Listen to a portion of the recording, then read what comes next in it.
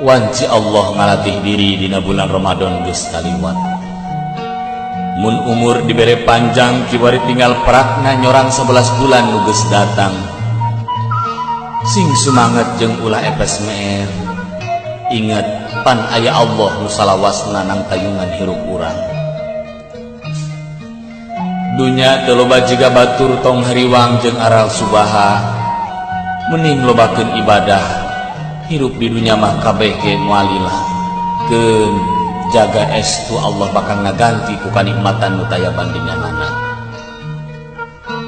Loba jalma nu disanjung pedah dunyana luyuh layah tapi hatena paciweuh jeung kasusah.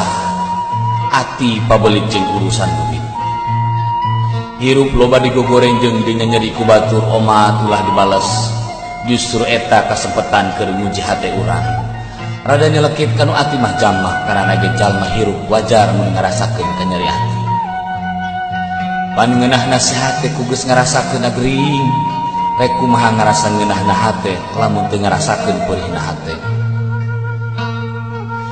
Nyieun kahadean ge sing ati-ati, utamakeun kaikhlasan hate. Mun eueuh maksud ngajak batur kade, tong sagala hayang kanyahoan ku batur justru eta nu mawa cilaka.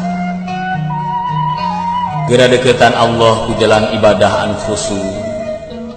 Gera beresan hate ku jalan lobang nginget-nginget dosa.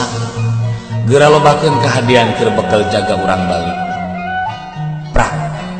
Gera hitung umur etang yuswa ayeuna sabaraha taun. Geus loba amal keur bekel jaga di akhirat. Nah yakin hirup bakal salilana. Yakin moal balik.